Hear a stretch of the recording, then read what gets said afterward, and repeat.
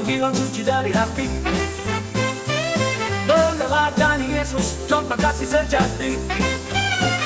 Seperti tertulis di Markus 10 ayat 45, kita melayani dengan tulus tanpa pamrih di dalam jiwa.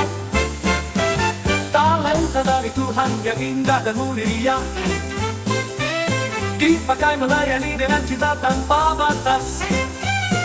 Seperti yang diajarkan di 1 Petrus 4 ayat 10, kita berikan semua talenta yang kita punya.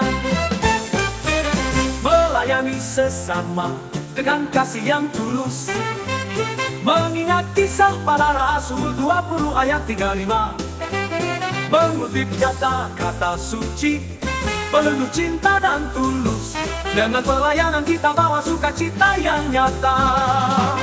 Sebagai tubuh Kristus, kita bekerja bersama, seperti yang tertulis di 1 Korintus 12 ayat 12 hingga 14. Kita bersatu dalam cinta, menjadi satu, menguatkan jemaat dan komunitas tanpa celah.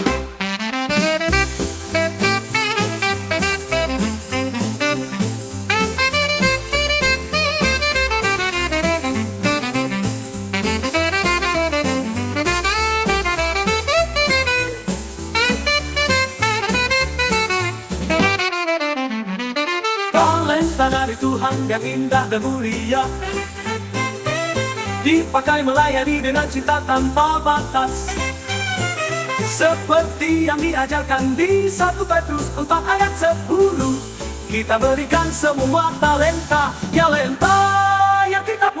kita punya.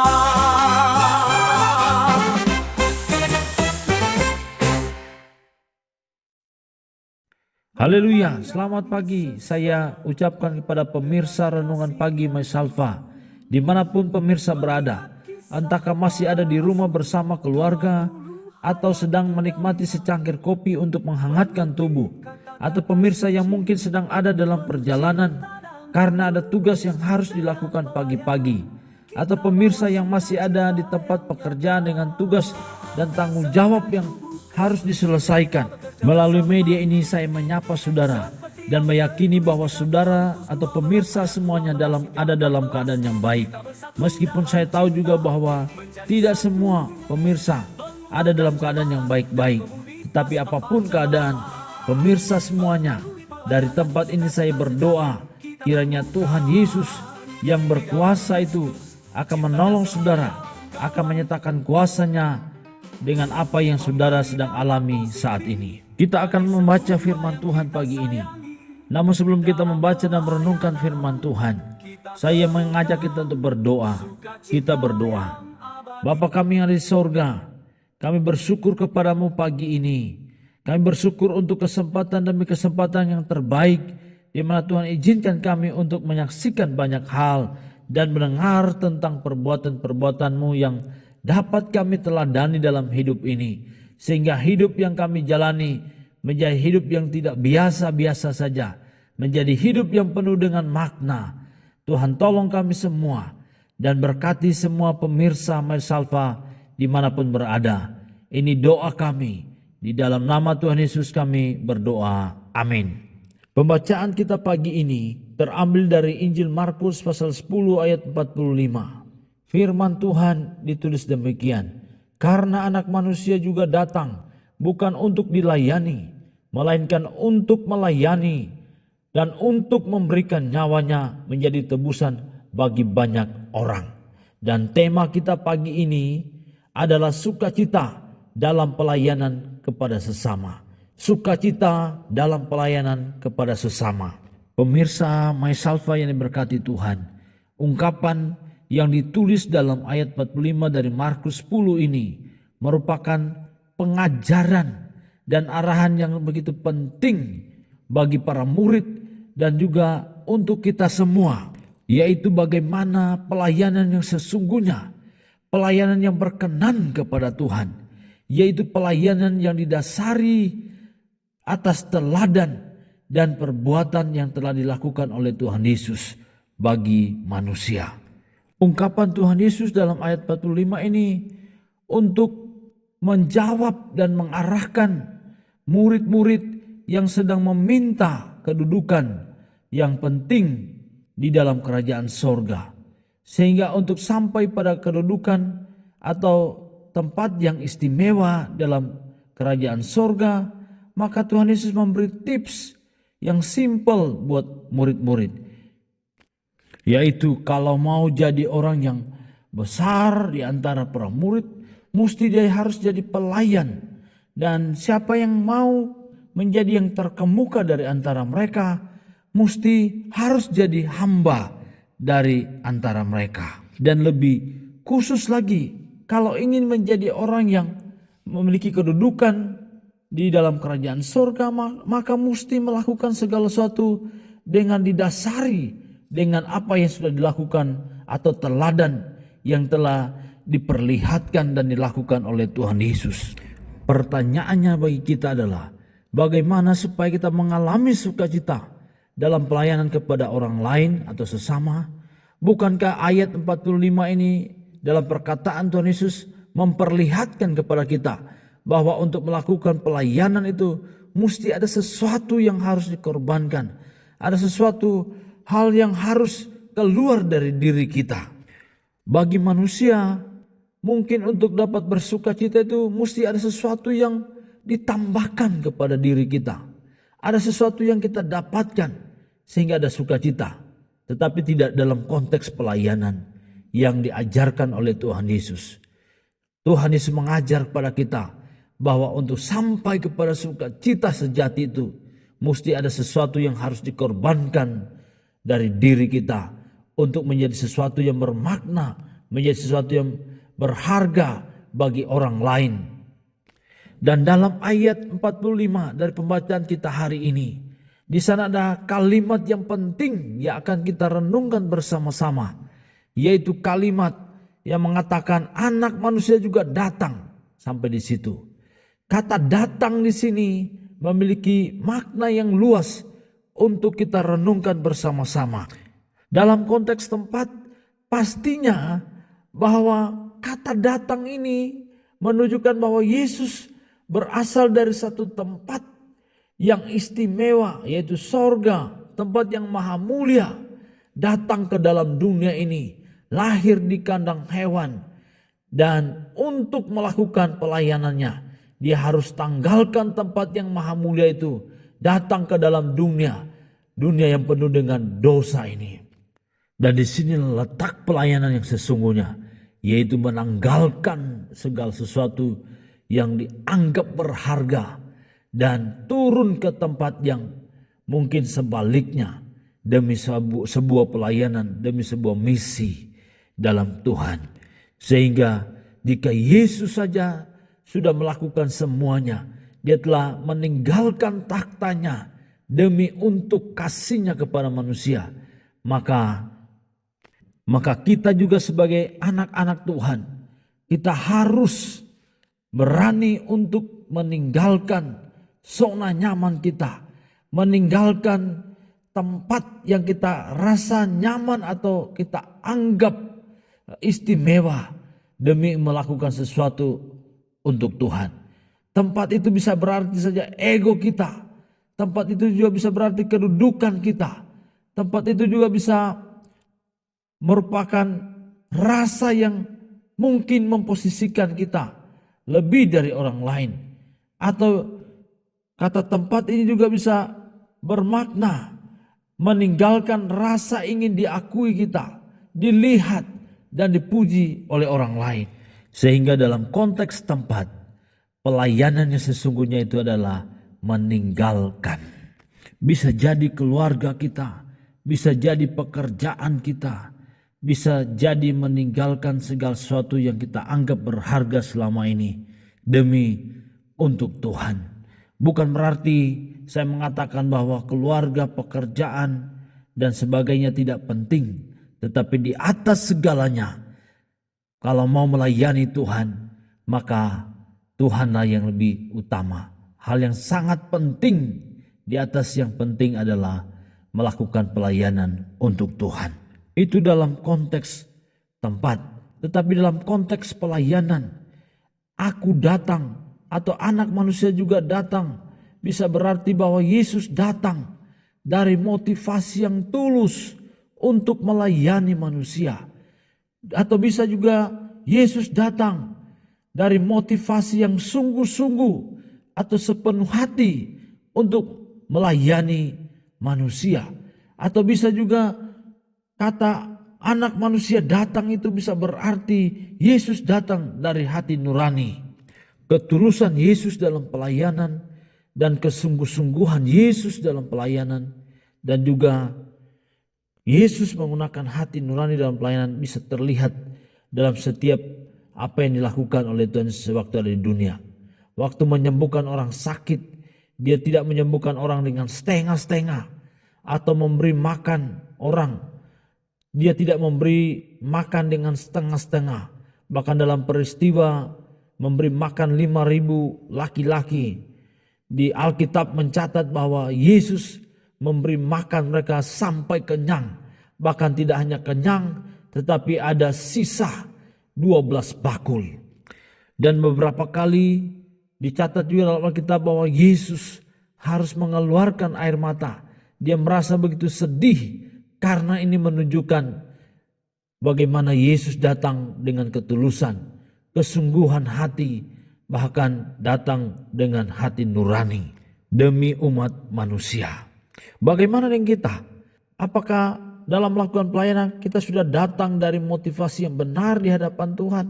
Apakah kita sudah mendasari pelayanan kita selama ini dengan teladan yang diberikan oleh Tuhan Yesus?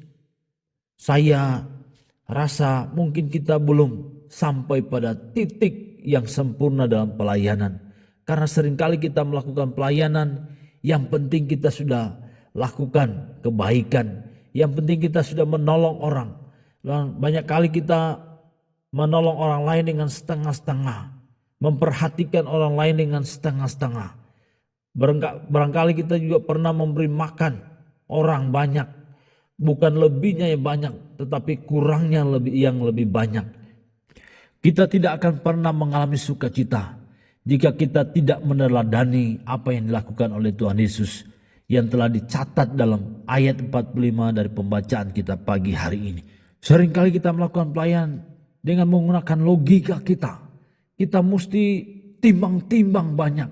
Kita mesti pikir-pikir untuk melakukan pelayanan. Seringkali kita juga mau melakukan pelayanan, mesti musyawarah dulu, mesti dewan dulu.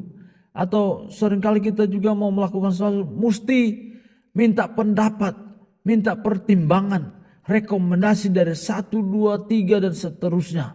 Sehingga waktu kita habis untuk timbang-timbang, habis untuk pikir-pikir. Pelayanan yang sesungguhnya adalah pelayanan yang tidak perlu banyak pertimbangan, banyak pikir-pikirnya. Kalau mau melakukan pelayanan, lakukan saja. Karena dalam hidup kita, Tuhan sudah menaruh kelebihan-kelebihan. Di dalam hidup kita, Tuhan sudah menaruh karunia-karunia yang dapat digunakan untuk melayani Tuhan. Seperti apa yang disampaikan oleh Petrus dalam 1 Petrus 4 ayat 10. Layanilah seorang akan yang lain sesuai dengan karunia yang telah diperoleh tiap-tiap orang sebagai pengurus yang baik dari kasih karunia Allah. Jadi saudara dan saya ketika mau melakukan pelayanan, maka tidak perlu harus menunggu orang lain atau orang banyak baru melakukan pelayanan. Sebab di dalam diri kita ada sesuatu atau kelebihan yang Tuhan sudah taruh yang bisa digunakan untuk melakukan pelayanan atau melayani Tuhan Yesus melalui sesama dimanapun kita berada. Kemudian berikutnya, Tuhan Yesus tidak hanya datang dari motivasi hati yang tulus atau hati yang sungguh-sungguh atau datang dengan hati nurani, tetapi Yesus datang juga. Makna yang paling penting untuk kita bisa renungkan juga adalah Yesus datang karena motivasi kasih-Nya kepada manusia. Yohanes 3 ayat 16 mengatakan, karena begitu besar kasih Allah akan dunia ini, sehingga ia telah mengaruniakan anaknya yang tunggal. Perhatikan kata tunggal. Anak Allah satu-satunya yang dikaruniakan untuk menebus dosa manusia. Kalau banyak anak tidak masalah, satu orang diberikan untuk dipersembahkan menjadi pendamaian bagi dunia, tidak masalah. Tetapi ini satu-satunya, itu menunjukkan kasih Allah yang besar bagi kita semua. Dan tidak hanya itu, kasih Allah itu dilambangkan dengan duri yang tajam. Tidak seperti lambang kasih manusia yang digambarkan dengan hati yang begitu indah, dengan warna yang begitu menarik dan romantis. Jadi kalau mau lihat pelayanan yang sesungguhnya adalah pelayanan yang dilakukan dengan dasar kasih. Orang yang sudah mengalami kasih Tuhan itu, maka ada sesuatu yang berbeda dalam dirinya. Misalnya Kisah Para Rasul 20 ayat 35, di sana dikatakan lebih berbahagia memberi daripada menerima. Salah satu ciri orang yang sudah menerima kasih Kristus itu adalah orang yang selalu memberi dengan sukacita. Dia lebih berbahagia melakukan sesuatu untuk orang lain daripada menerima. Kemudian orang yang sudah mengalami kasih Kristus itu adalah orang yang bisa bekerja sama dimanapun ia berada untuk melakukan pelayanan. Yesus dalam pelayanan di dunia dia memilih 12 murid untuk menjadi tim kerjanya.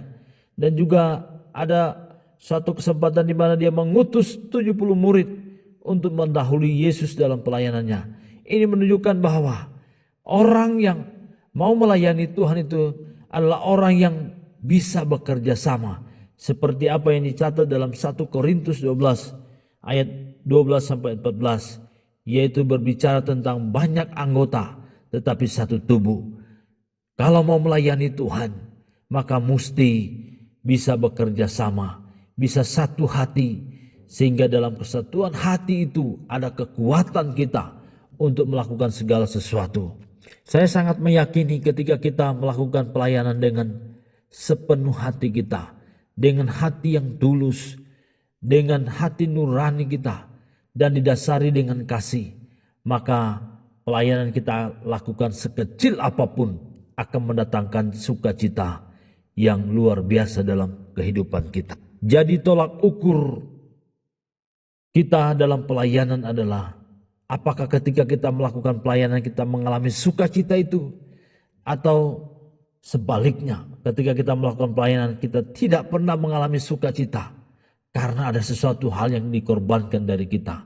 Kalau itu sedang terjadi dalam diri kita, maka saya dapat pastikan bahwa kita melakukan pelayanan dengan terpaksa dan tidak didasari dengan teladan yang Tuhan sudah tunjukkan, Tuhan sudah lakukan dalam ayat 45 dalam pembacaan kita. Tetapi waktu kita melakukan pelayanan dan ada sesuatu yang lain dari diri kita, ada sesuatu yang tidak biasa yang kita alami, yaitu sukacita dalam hati kita, maka itulah pelayanan sesungguhnya.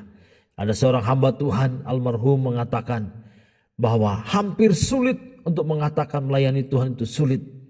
Karena kalau ada yang mengatakan sulit, maka dia boleh datang kepada hamba Tuhan ini.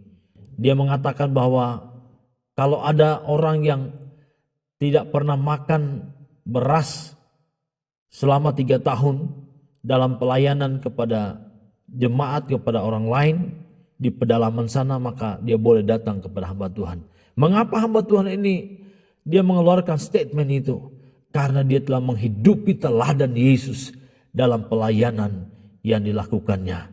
Sehingga apapun keadaan yang dialami, apapun yang sedang dirasakan dalam pelayanan, dia anggap itu sebagai suatu sukacita karena dia dapat melakukan pelayanan kepada orang lain.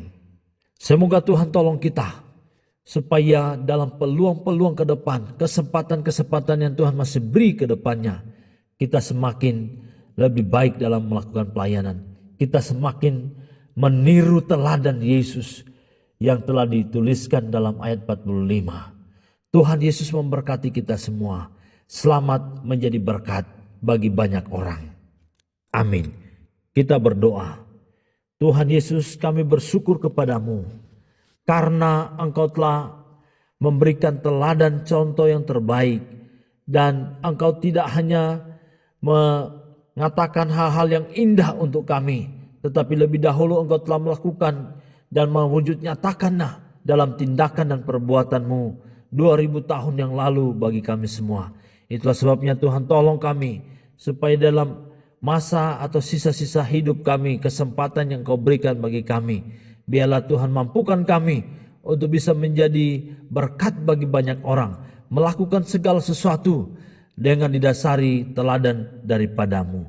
Terima kasih Tuhan, sekali lagi hamba mohon Tuhan memberkati semua pemirsa MySalva dimanapun berada. Ini doa kami, di dalam nama Tuhan Yesus kami berdoa. Amin, amin. Selamat pagi, Tuhan Yesus memberkati kita semua. Amin.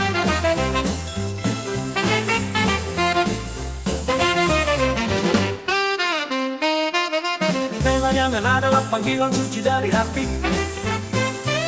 meneladani Yesus, contoh kasih sejati. Seperti tertulis di Markus 10 ayat 45, kita melayani dengan tulus tanpa pamrih di dalam jiwa. Talenta dari Tuhan yang indah dan mulia dipakai melayani dengan cinta tanpa batas, seperti yang diajarkan di 1 Petrus 4 ayat 10. Kita berikan semua talenta yang kita punya, melayani sesama dengan kasih yang tulus, mengingat kisah para rasul 20 ayat 35, mengutip kata-kata suci penuh cinta dan tulus.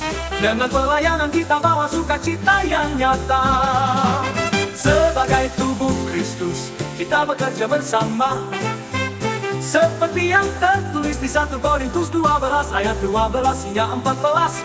Kita bersatu dalam cinta, menjadi satu, menguatkan jemaat dan komunitas tanpa celah.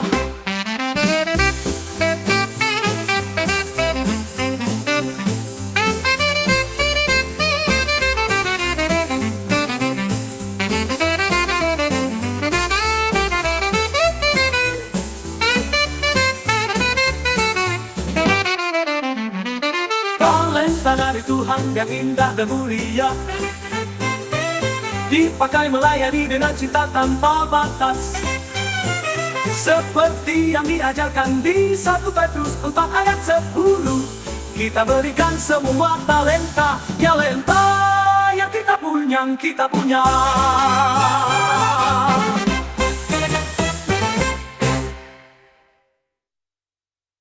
Melayani sesama dengan kasih yang tulus, mengingat kisah para rasul 20 ayat 35, mengutip kata-kata suci penuh cinta dan tulus. Dengan pelayanan kita bawa sukacita yang nyata.